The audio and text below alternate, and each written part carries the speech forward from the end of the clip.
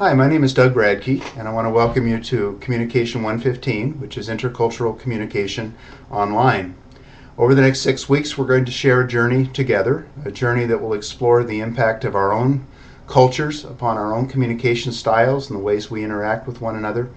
It will also heighten our awareness of the diversity around us, as we'll become more aware of other cultures and their values and worldviews. And hopefully it will also enhance our skills and our competencies when it comes to communicating more effectively. We live in a global village, and we need to learn more effective intercultural communication skills, whether it's in the business arena that we find ourselves, or in the educational arena, or in the health field, or just in terms of trying to get along more effectively with our neighbors. So welcome to the class. One of the first tasks that you're going to have, and you're going to go to the communication lounge to post an introduction. It doesn't need to be taped. You can post that by text message. But what we need to do is get better acquainted with each other and also find out a little bit about what has shaped us in terms of our intercultural experiences. So I'd like to take a few minutes as you get introduced to this course to also get introduced to me, so you kind of know what has affected my life and what has shaped my experiences interculturally. I grew up in the community of Kenmore, Washington, which is just north of Seattle. As a child, the community was very much like me. I looked around me and saw people that looked like me, that seemed to share similar values, that spoke the same language I did. Many of them attended the same places of worship. It was a very homogeneous community. I didn't see a lot of people of color. I didn't see people dressing in ways that seemed to imply a different set of cultural values or beliefs. It was a pretty safe and comfortable environment to be in. And in many ways it was very idyllic, with a creek to play in and places to roam in the woods, and it was very relaxing and comfortable. When I went off to college, my intercultural experiences began to take shape. I developed a relationship with a fellow who was an African American, and it gave me for the first time an awareness of the kinds of social issues and cultural issues that were fermenting around the states as the civil rights movement was really pretty much in full swing as I was in high school and on into college. The interest in intercultural communication began to take shape as I went on to graduate school, and initially got interested in understanding more about Native American rhetoric and the speeches that had been given by early Native speakers, trying to understand more about the way they were responding to the invasion of their country, their land, and understanding their voices. I had grown up thinking that Indians didn't speak and communicate. They were sort of wooden, like the images outside of cigar shops at that time. I came to appreciate their rich use of language and their love of nature and the world around them. It gave me a different frame of reference than I was used to. I went on to graduate school in communication at Portland State University, and it was there that I began to take courses in intercultural study.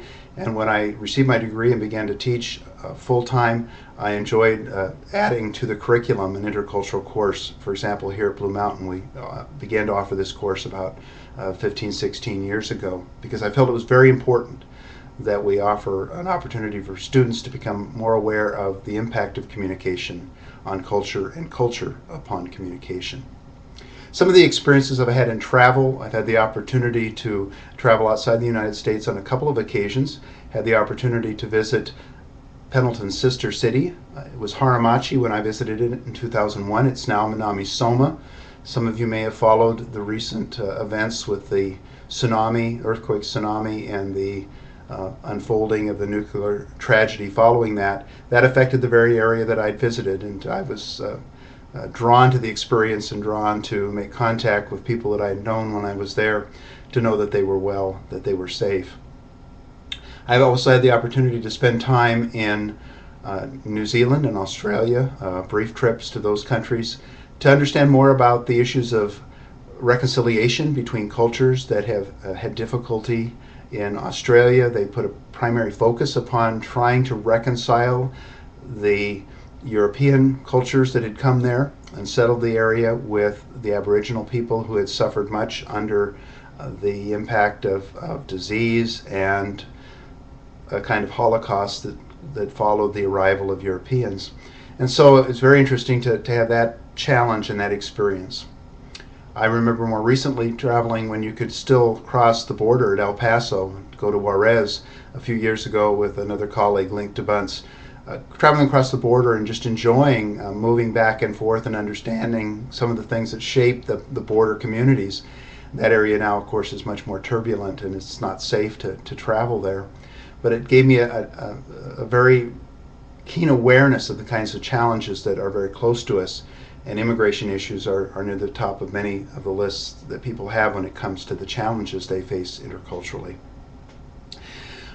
During this term, you're going to have a chance to ask questions and explore issues.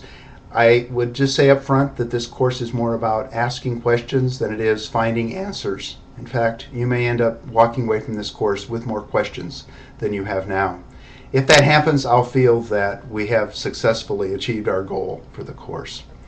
A number of years ago, I heard a noted anthropology, Dr. Mayberry Lewis, make the statement that he felt that a sense of awe coupled with a sense of humility led to wisdom. And I think that's sort of the mantra or the theme that I'd like to follow for this course. I hope that we'll have curiosity about the other, those who are different from us, an openness to find out more about what they value and how they see the world, to take the risk of reaching out and realizing we don't have all the answers, so that humility is a sense of teachability. So we have that sense of wonder and awe coupled with a sense of I need to know more. I think that will lead us to be wiser in our interactions. So I want to welcome you to the course. I hope that gives you a little bit of background about where I'm coming from interculturally. I'll probably share more in the additional little clips that we'll put up for each of our units of study. In this first unit, in addition to doing your introduction, you're going to be reading about the nature of communication and also defining communication and the factors that go into communication. You're also going to be defining culture and looking at the ways in which we learn culture. So welcome to the adventure. I look forward to your contributions for the opportunity to learn from you in the coming weeks. Welcome.